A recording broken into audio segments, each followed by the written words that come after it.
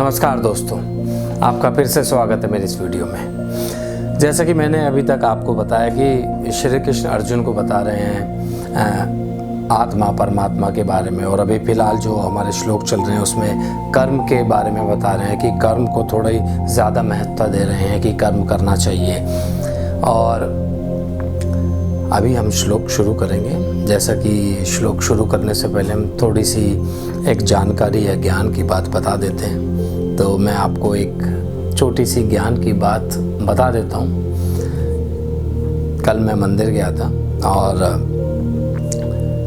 मंदिर में ऑब्वियसली पूजा करने जाते हैं, तो मैं हनुमान जी के मंदिर में गया। तो हनुमान जी ऊपर से नीचे तक सिंदूर में रहते हैं, मतलब सिंदूर से उनका श्रृंगार होता है।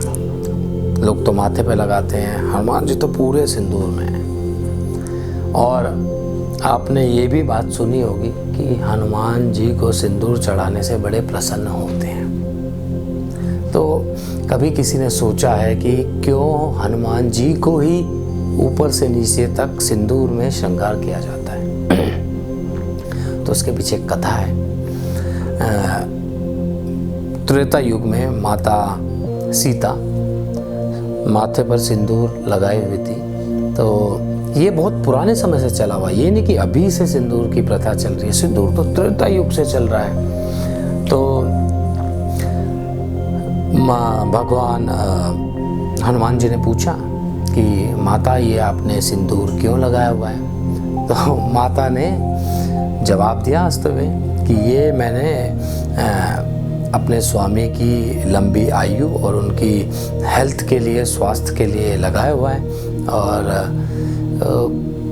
हनुमान जी ने भी एक, जैसे बच्चे सुन के बात नहीं बोलते, अच्छा तो इतने से सिंदूर से जब आयु बढ़ सकती है और अच्छा स्वास्थ्य हो सकता है, मैं तो अपने स्वामी मतलब वो श्री राम को अपना स्वामी और अपना सब कुछ मानते थे। तो उन्होंने कहा तो मैं तो अपने स्वामी के लिए पूरे शरीर पर सिंदूर लगा लूँगा, और उन्होंने पूरे शरीर पर सिंदूर लगा लिया। तो तब से ये प्रथा चलती आ रही है। और मंदिर में जब भी हम जाते हैं तो हनुमान जी की मूर्ति देखते हैं, ऊपर से नीचे तक सिंदूर में होती है। तो और तब से यही मान्यता है कि अगर हनुमान जी को सिंदूर चढ़ाएंगे तो हनुमान जी बड़े प्रसन्न होंगे और श्री राम जी भी बड़े प्रसन्न होंगे और आपके कष्टों का निवारण होगा।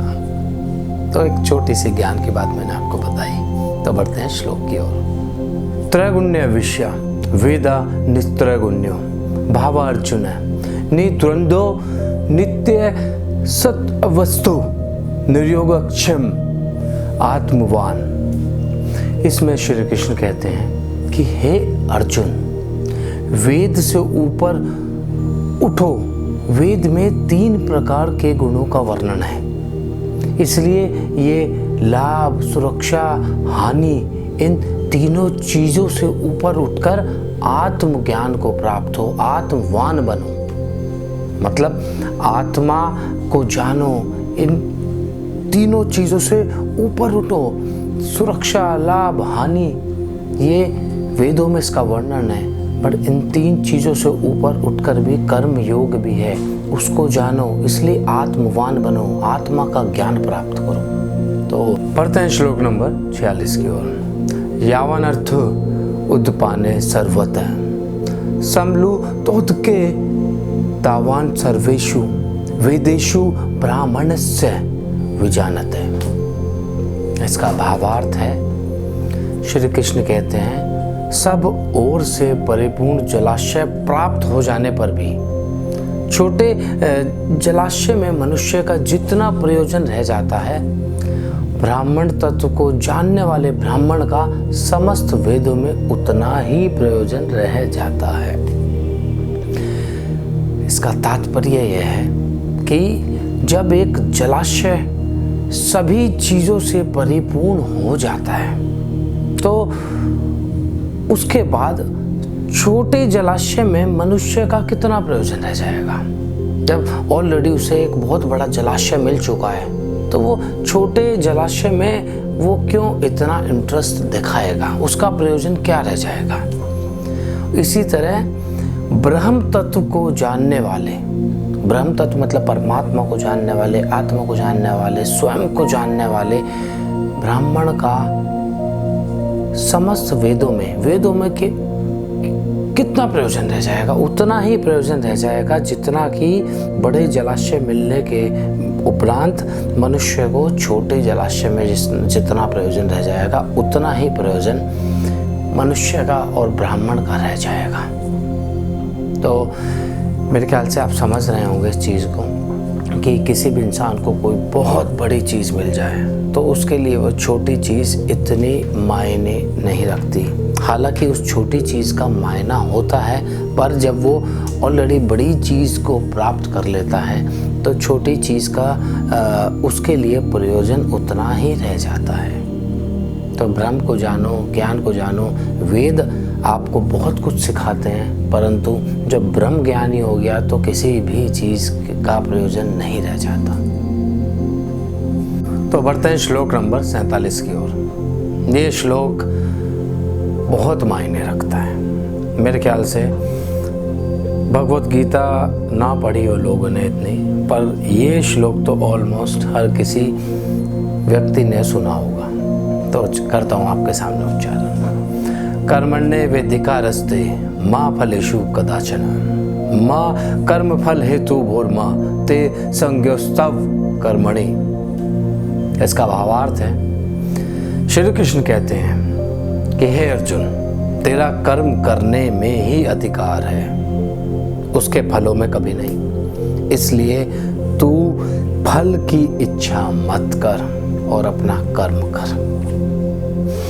तात्पर्य यह है कि मनुष्य को अपना कर्म करते रहना चाहिए, फल की इच्छा नहीं करनी चाहिए। अगर कोई भी मनुष्य फल की इच्छा से कर्म करेगा तो वो केवल फल के बारे में ही सोचता रहेगा। उस कर्म में फुल फोकस होके वो कार्य या कर्म नहीं कर सकता। तो कभी भी फल की इच्छा नहीं रखनी चाहिए, हमेशा कर्म करना चाहिए। कर्म अच्छा होगा, कर्म सही तरीके से होगा तो फल तो अपने आप मिलेगा। तो बढ़ते हैं श्लोक नंबर 48 की ओर। योगस्थ कुरु कर्माणि संग त्यावक्त्वा धनंजय सिद्धे सिद्धो समो भूत्वा समत्वन योग उच्यते। श्री कृष्ण कहते हैं कि हे धनंजय यानी कि अर्जुन, कि तू इस आसक्ति को त्याग दे। आसक्ति मतलब इस अटैचमेंट को त्याग कर सिद्धि असिद्धि यानी कि जय और पराजय को भी त्याग दे और बैलेंस माइंड होकर, समान बुद्धि होकर इस कार्य को कर।